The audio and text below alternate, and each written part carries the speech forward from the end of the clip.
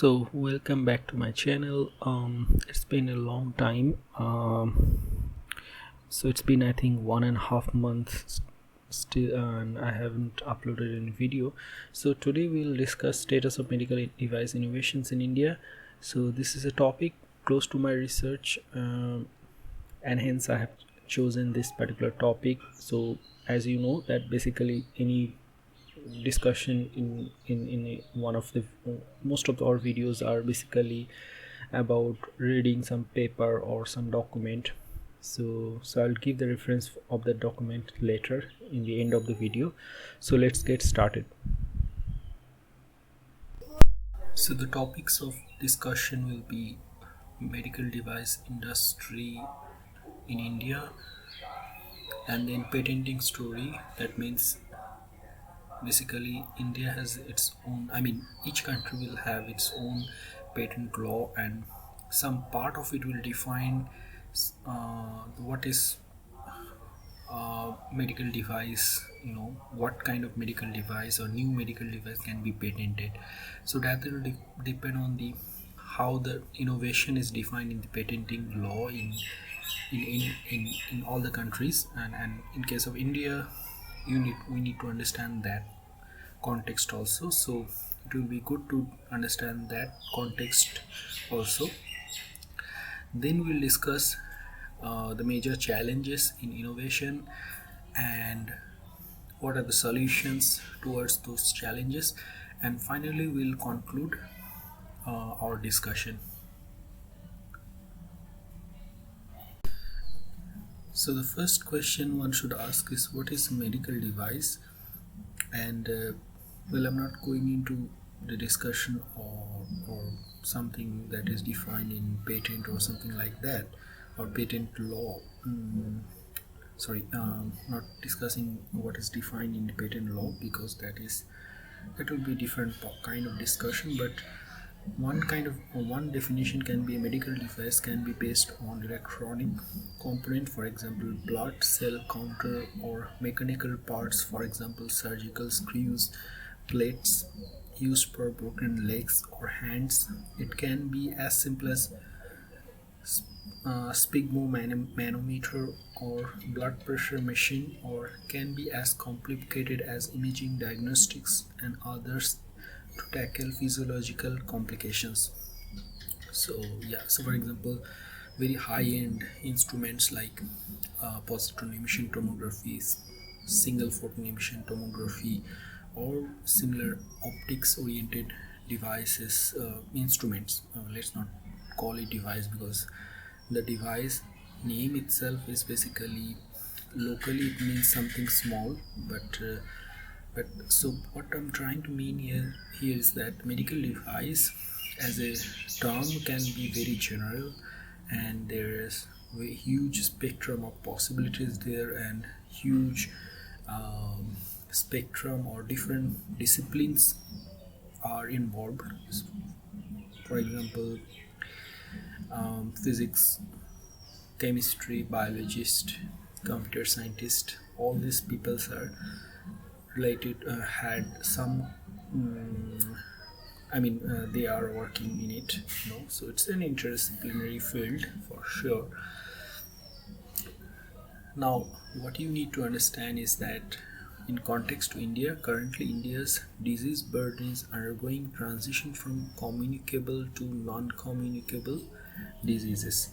Now what is communicable disease? The communicable diseases are often transmitted from person to person. On the other hand, non-communicable diseases are not typically spread from one person to another. Now why it is important? So I think what it means here is that previously it used to be that the disease or mortality and all these things are to some extent related to, let's say, yeah, let's say a lot of virus and all this thing, and but gradually people had found cure to that through proper vaccination and all this thing. Now vaccination research and all this thing I think vaccination as a component, I don't think it's a medical device as such, it's a medicine. So that's something different. Now, but we are talking about medical device innovation and all these things.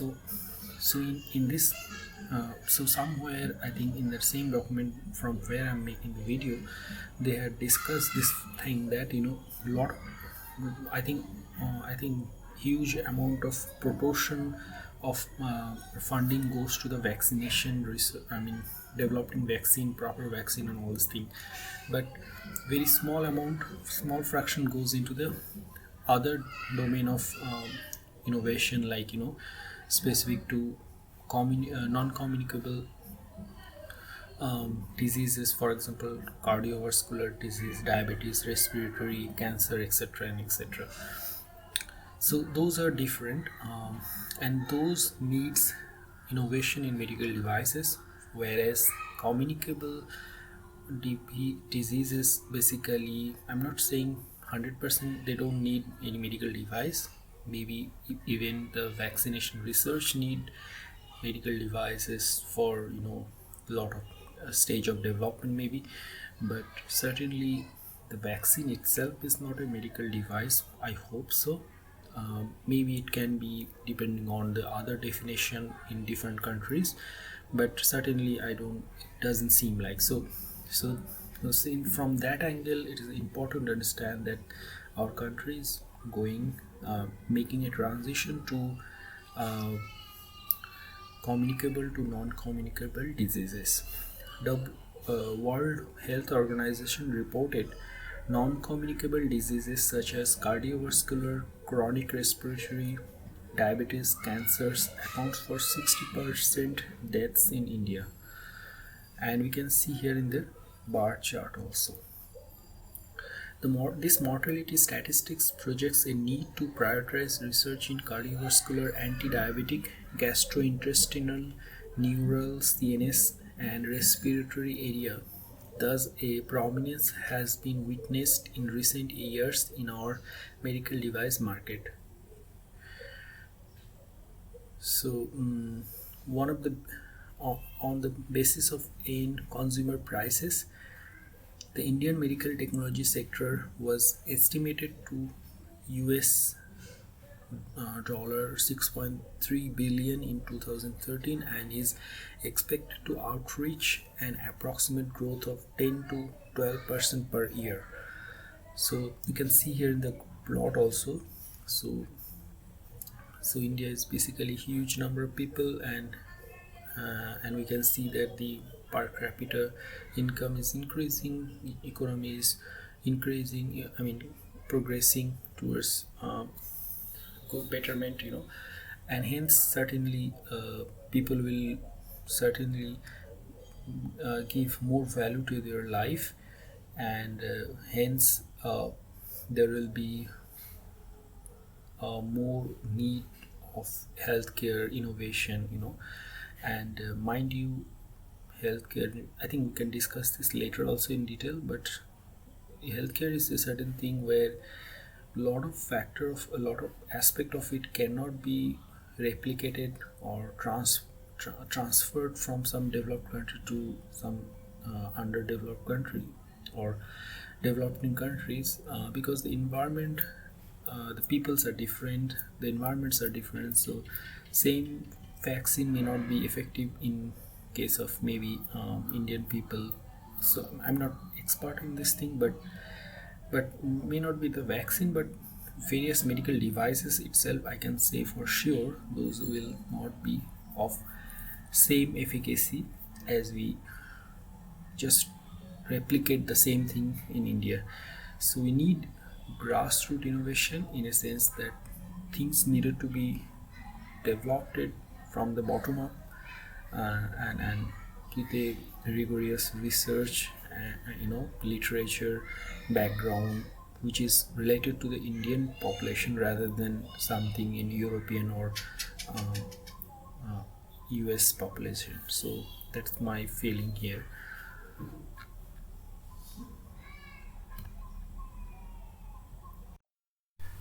Now, so most of the high quality or very good medical devices that we use in India are basically imported from outside, like USA, Europe, specifically Germany maybe, and yeah, maybe Japan to some extent. Now the question being that why we can't produce even the basic equipments in India, and I think the answer lies in the fact that we are until recently are getting richer as the economy, like specifically the parameter of per capita income, and hence gradually will give more importance to our health and all this thing. But before that there was not that kind of an importance on average, not that much compared to, let's say, developed economies in Europe, in Western world, and hence the market for the incentive for doing innovation or inventing a medical device or product was not there in our country until recently, or maybe in future it will get better. So and hence, and also there are other reasons also, we are not that industrially developed as various other Western nations. So certainly there will be lack of innovation, and hence that leads to import of good quality medical devices from outside rather than producing domestically, and forget about exporting. So Indian medical technology sector is highly relying on import due to high quality research in developed countries such as US, Germany, etc. compared to India, and I explained the reason. And second is unavailability of several varieties of medical instrument in India, and third is inability of producers to supply medical instruments according to demand. So there is a huge demand certainly, but we are domestically there was no supply, so hence it has to be imported from outside. Interestingly, depending on, there are a lot of life-saving equipments on which there is zero import duty, which was a measure taken by the government long ago, and but surprisingly there is less custom duty charged to finished imported equipments compared to rate of excise duty paid to domestically made devices. It results in loss of tax credit. Now you can see the import exports figure in the this bar chart also. So above information is also reflected by an import-export study conducted by WHO. The import figure was calculated to USD 900 million in 2005 and showed almost continual escalation. On the other hand, export figure roamed between USD 400 million to USD 575 million during the same tenure. So yeah, so that really tells the story. Now there are presence of lot of big MNCs, multinational companies related to this medical device industry, and they also understand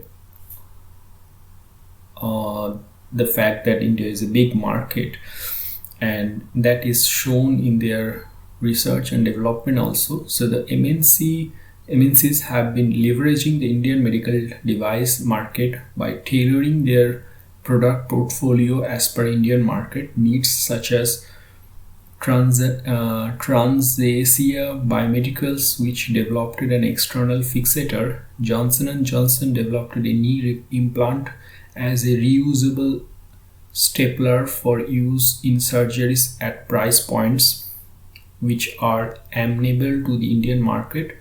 Roche Diagnostics developed a screening device for cardiovascular diseases suitable for rural settings. So all these innovation that you see are directed to competitive making the product price point of view very competitive, as well as very frugal, and cater to the Indian market. The innovation capacity building has also been supported by the success of some indigenous companies such as Merrill, TTK Healthcare, Trivitron Healthcare, or Aurulab and Aposwami Associates by developing innovative indigenous low-cost medical devices. So that's more or less is the story with import and export figures. That is, I will say, bit of shameful, but hope this will get gradually changed within next decade or upcoming decades.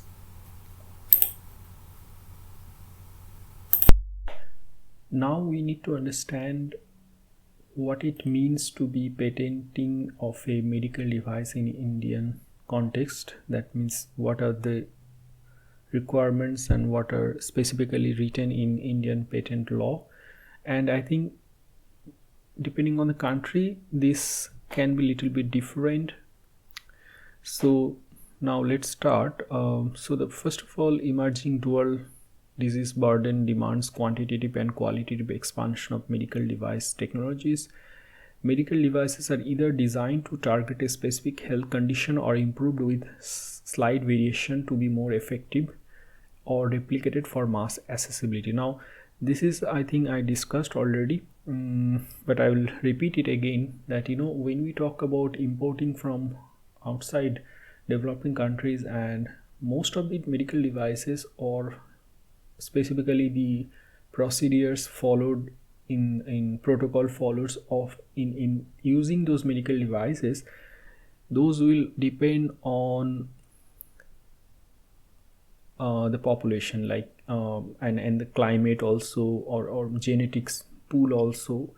So what protocol followed, or what innovation that worked in US or Europe may not be same, or may not work effectively same in India, and hence those slight variations are desired. And I believe in lot of context, those medical devices that we use cutting edge in India are actually protocols and etc. are meant to be for decided for the Western environment or Western gene pool, let's say. So I'm talking in a very general way, and I'm not saying that there are not every medical device has this aspect or problem, but there are certainly a lot of devices, not exactly the device, but the maybe the protocol of using it needed and rearrangement, or sort of thing in Indian context, and in every different country where they are importing it. Now, therefore, only those medical devices which have novelty, inventiveness, and utility classify for patent filing. Medical devices also favor design registration for their unique, innovative designs, and copyright registration if have a software associated with the device. Now, design, I think there are a lot of examples of it. For example, a lot of scanners that we use for diagnosis of diseases. Now people are moving into incorporating those scanner for the online surgery. That means when the doctor is making or I mean performing the surgery, whether those scanners like X-ray or maybe MRI, not, I think certainly not MRI, because it's by physics design, physics processes will not allow it, but certainly there are other optical or acoustics devices that those are used in the surgery itself. So in those case, surgery variant of the scanners, people need to design it in different way, and as well depending on the design, the software requirement for making sense of the data and processing the data will change actually. And hence, and my mark my word, I know this for sure, that in case of medical device, the hardware is important certainly, but the software is also important. Software and hence software is also patentable, or actually if not separately, but certainly it can be patentable under the hardware part maybe.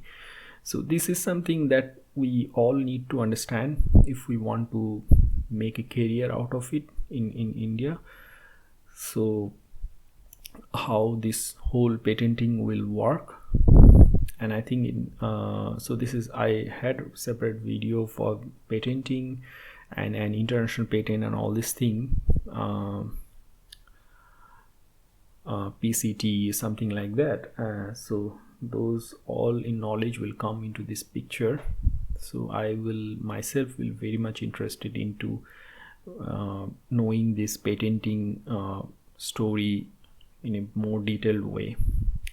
Now let's go into some examples of Indian Patent Act, or not example but some specific section of Patent Act which needs careful attention or careful looking into it. Section 3 of Patent Act 1970, Indian Patent Acts 1970, decides the fate of the patent application for medical devices such as Section 3B. For example, a bandage is invented which is non-biodegradable and can cause serious hazard to environment as a biomedical waste. It can't pass the patentability criteria even it prevents blood flow from deep cut within 60 seconds. So yeah, that's interesting to know. So maybe there is something which says that these non-biodegradable hazardous product cannot be patented, something like that. Yeah, or maybe something else, who knows. Section 3.3, mere discovery of living or non-living substance is not invention. I think this is very much general statement.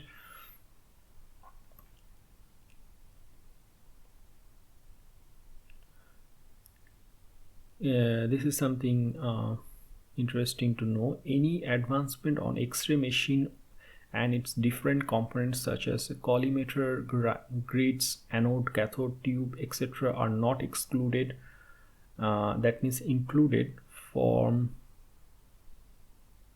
patentable subject matter, but any technical or economical advancement on the process undergone by X-ray technician is excluded patentability. I wonder why author says that. What it means, let me elaborate here. That means protocol developed by, or some innovation of protocol developed by technician, or economical advancement in the process of process undergone by the X-ray technician, that is not patentable, but the hardware part or maybe software, those are patentable. So I think this is a little bit obvious, because protocols, I never see patent like that where they are discussing the effectiveness of certain protocol, because protocols can be different, and yeah, it makes sense, I think. Similarly, an invention on lithotripter and its component for breaking the urinary stone is patentable, but advancement on lithotripsy process where nephrologist or urologist or other technical persons are involved to undergo on human body is excluded from patentable subject matter in India. So similar trend here, and I think it makes sense. It's not a bad thing for us, because we are, I mean, professionally we are not in that domain of technical I mean, we are not doing technical assistance here, so certainly this doesn't matter for us. Section 3K, software can be part of medical device. Modern version of X-ray, CT scan, MRI, PET, SPECT, etc., machine, etc. includes software which process the image and makes those images suitable for identifying the abnormality. Even the novelty of software can't make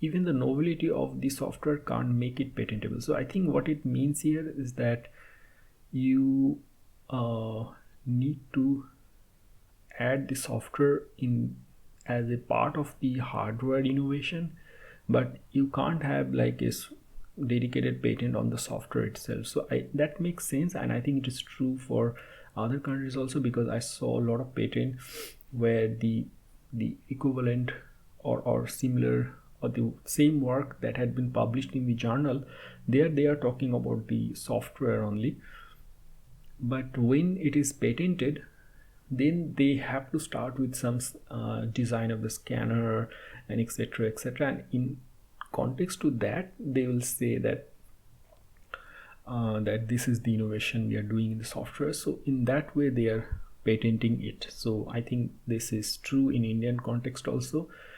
Now I want to add one point here, that this all thing is not a very rigid, I will say, or something. It depends on the examiner of the patent, what is his conclusion about the novelty, so it can be a little bit subjective also. That's what I think. Now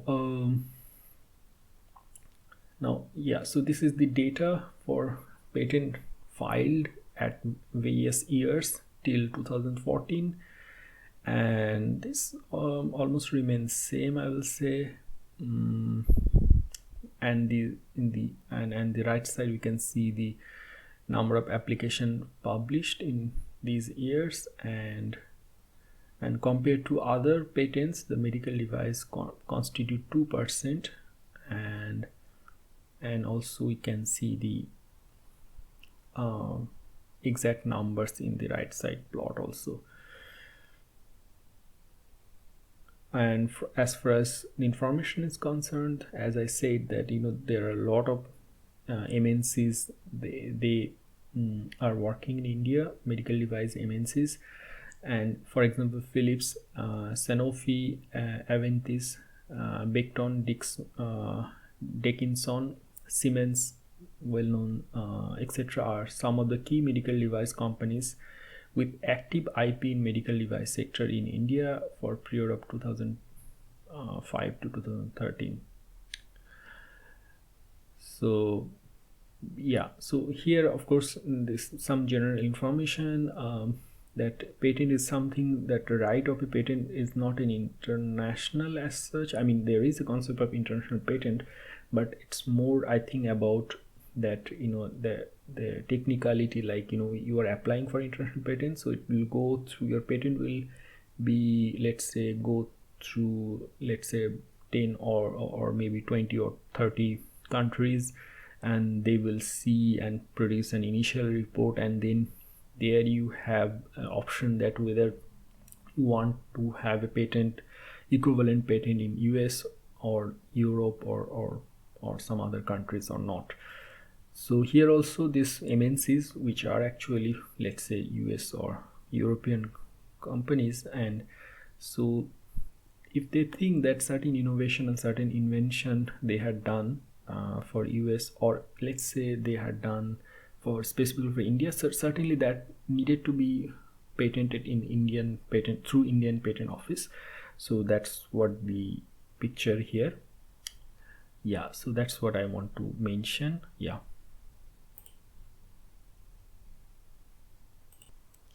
Now this is the plot where we had shown that various MNCs, how many patents that they had filed from 2005 to 2014, and there was a paper where they noted that 80% of this patent filed between 2005 to 2014 are from the MNC. That means 80% of the patent that is filed through Indian Patent Office are from the outside companies. So that's really a telling story, I will say. Now we'll discuss the challenges of innovation of the medical device in India. What are the various challenges? And first thing that we should discuss is the import-centric point here, that India mostly depend on imports. 75% of the total diagnostic instruments are generally imported and are treated as drug under the Drugs and Cosmetics Act. The kits which are designed in other countries can fail to perform because of India ambience environment. Also, the kits which are manufactured for well set laboratories, proper maintenance is not done in Indian laboratories. The regulator is challenged, that means the regulatory organization in India, the Central Drug Standard Control Organization, the regulator is challenged to tackle both the flood of substandard imports as well as the production of poor quality medical device in the country. Poor monitoring of the purpose of foreign investment, 100% FDI, provides an opportunity to foreign investor to build local subsidiaries and continue imports. So that's the problem of import-centric supply, and this is something that I discussed in previous slide also, that the quality product that are very efficient in US environment may not work here, depending on various reasons. That it can be the weather factor, it can be the genetics factor, that means the pool of genetics here is on average different from there. Second point that we may not anticipate is inadequate distributions. Poor working conditions of medical devices and the insufficient supplies are the great cause of broken Indian healthcare system. Experts from WHO found that 64% of the diagnostic devices were allocated to 5 Indian cities in 2004, aiming to distribute those devices among 5% of the total Indian population. Therefore, the feedbacks about the devices are not completely received from all the corners across India. When a government survey is carried out to find out the issues and problems of the healthcare status, the respondents, common people, do not care to answer it correct way. It is one of the major roadblocks of the innovation. Third point that we should mention is limited funding. Limited funding is another important aspect. Although the list of funding resources, for example international donors such as Wellcome Trust, Bill and Melinda Gates Foundation, Path Foundation for Innovation, Innovative New Diagnostics, etc., and Indian funding sources like DBT, DST, CSIR, ICMR, AICTE, UGC, DRDO, etc. is quite long. List is quite long, but the amount is meager. There is a paper which revealed that diagnostic research received low funding compared to drugs and vaccination.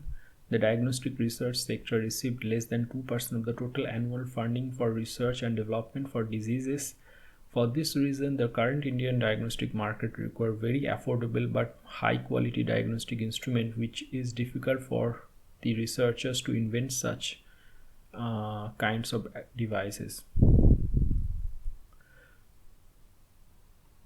Fourth point to mention will be proper training and education, which may not be important for us, but certainly it's a part of the story. Deficiency of training and education is another challenge for medical device inventions.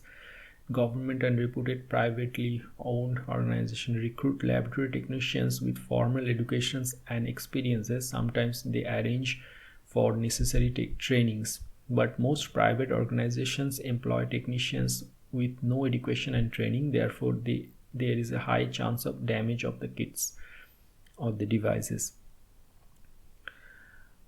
Last point to mention is, or last, not the last, a regulatory board is also an administrative problem. Stringent regulatory is very serious concern for the medical device inventions. CDSCO, which is the regulatory body in India, acts as the national regulatory authority for medical device in India. The import of all medical devices are falling under import-export policy, although some devices such as cardiac stents, catheters, heart valves, orthopedic implants, disposable hypodermic syringes and needles, etc., need additional attention of the regulatory body. For import, the devices must comply to the quality standards set by the country of manufacture, although regulation in US, EU, Japan, Australia or Canada streamlines the registration process. Also, high import duty and complicated custom clearance process make a barrier for medical devices to enter within Indian soil. And finally, last point, which is very important for us researchers, is weak technology transfer process. There is a huge gap between industry and academics. A WIPO document published in 2007 stated that most Indian universities have not encouraging in-house projects within their campus. The report additionally stated that consultancies play a crucial role for collaboration, although those consultancies do not prefer large-scale projects. Similar study 2007 also remarked that Indian universities do not have sufficient knowledge of IPRs, resulting in low rate of invention in India. So this is, I think, 2007, and I think that the document that I am reading from is also from 2017, so not too long ago, but I hope things are improving. So yeah, but this point is important for us. The industry collaboration is needed because this is an applicative research, and thing that we do innovation or invention in laboratory that needs quite large amount of catering through the collaboration of the industry, because they have the very clear knowledge about what direction of direction of research and development should be followed to make a prototype device or invention to a successful product. So I remember that in one of our seminar here where I work, so one of the researchers is actually giving his work, presenting his work, last 2-3 years of work on food science. So they are interested in producing milk or milk produced from the not from the cow, but from the animals, but from, let's say, a lot of other some tree, or maybe some fruits, maybe nuts and all this thing. But one of the aspects they say that so they do the fundamental research from the first principle, all this thing, but in the end they want to collaborate with the industry because they will have the commercial knowledge how a successful product can be built. For example, in simple sense, that apart from nutritional value, one is of course the taste of it need to be good, otherwise nobody will like it. There are a lot of milk which are not animal products, like I think avocado milk is there, oat milk is there. So, and I believe that a lot of people argue that those not all of are actually tasty. So basically, so they also understand that that the collaboration in the industry is very important in case of applied science research. So yeah.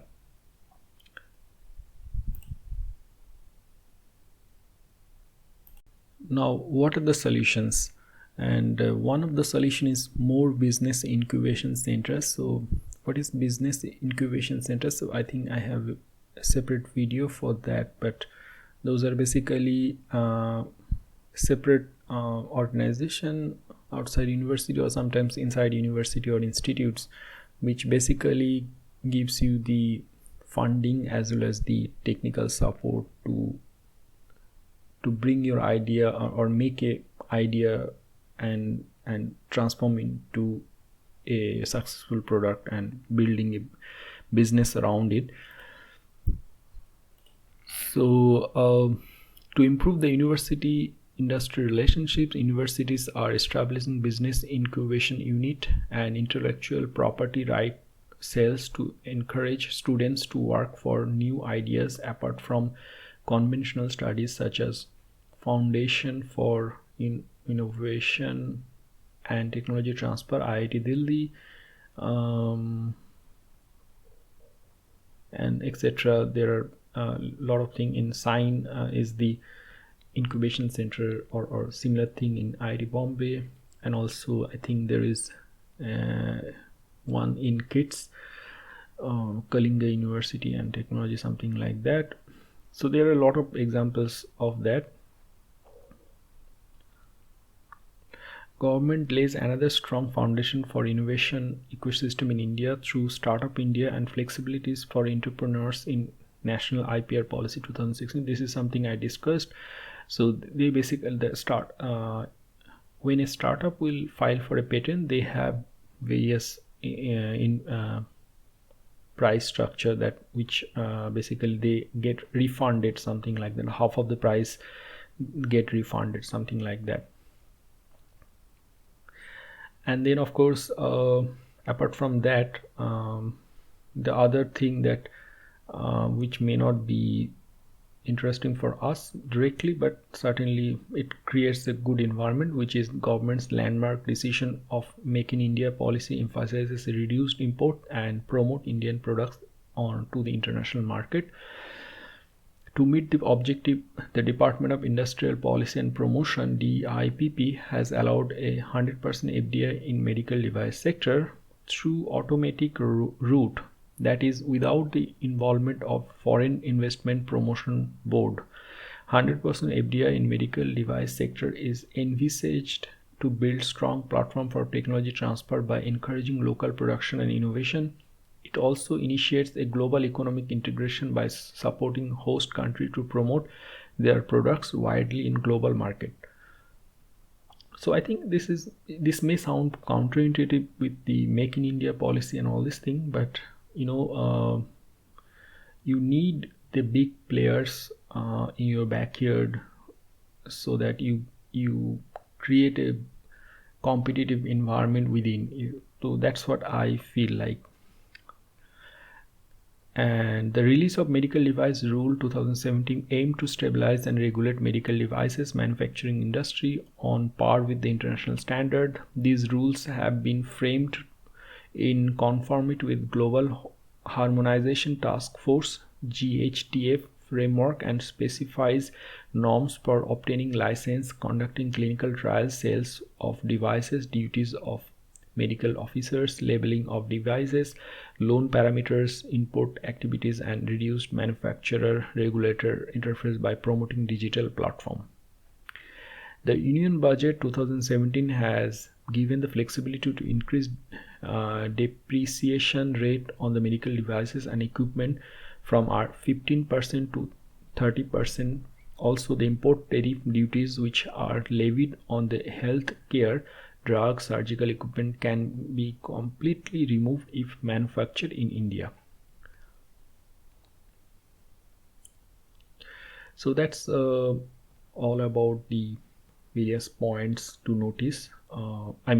To follow or directions where improvement can happen. And I think for us actually business incubation centers information are important, but the other informations are something, any background, we should know that.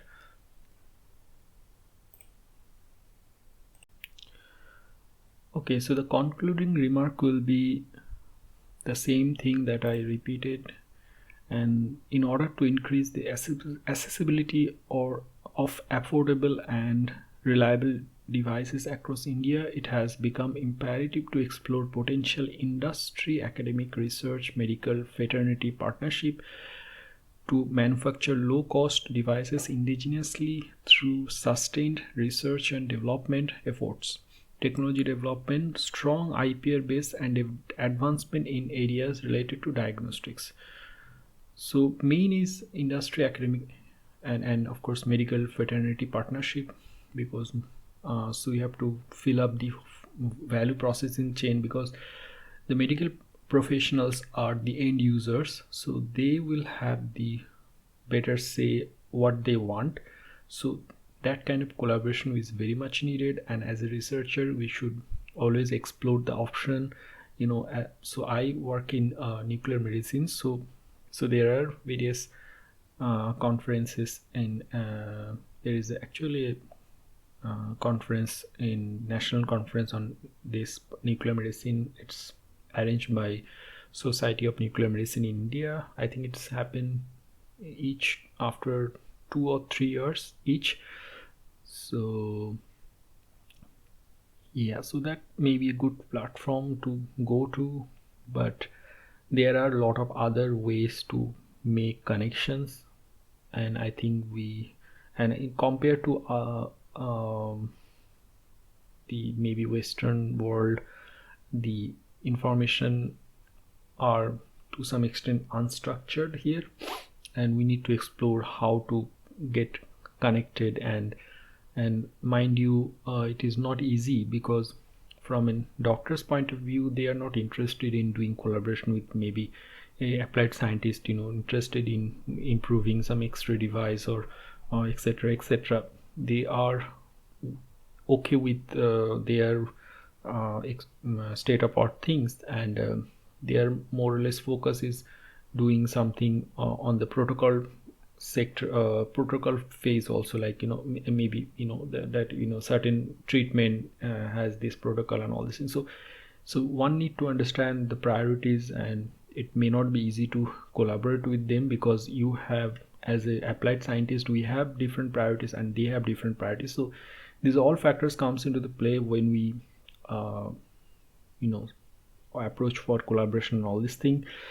And other point that I want to mention is that so now I'm doing postdoc, so and as a PhD, and I had done PhD, and then now I'm doing postdoc. Now what I understood is, for sure, especially in applied science, that you can't have, if you want really to do something like this, looking for an patent, and to or having a hope in future that something, a commercial aspect of your research can be can be done actually, then one cannot have that prejudices that this is I am doing in PhD, this is I had done in postdoc, I will do this only, apart from that I'm not interested in other thing. That kind of prejudices, rigidity is very much should be rejected, because here I think, not just in the Indian context, but if you are building something from the outside market also, there our first thing is, what is competitive, where is the gap, where is your product can be fitted. Now from there, the initial guess will come that maybe I will do this kind of research and remain focused for maybe 5 or 10 years, and then this may happen, that something good will happen. So that kind of mindset is important, I believe. And yeah, so that's it, I think. Yeah, so yeah, finally, this is the reference from where I'm making this video, and this is 2017 paper, and it's published from some of the one of the institute of CSIR. And yeah, so that's it all about the video, and I just want to apologize that it's been a long time. I uploaded the video. So initially I promised that okay, I will upload each week Sunday, but yeah, something comes up. I had a long holiday, so anyway, so from now on it will be a weekly video, and rather than on Sunday or Saturday, it will be uploaded on Thursday. Yeah, so that's it.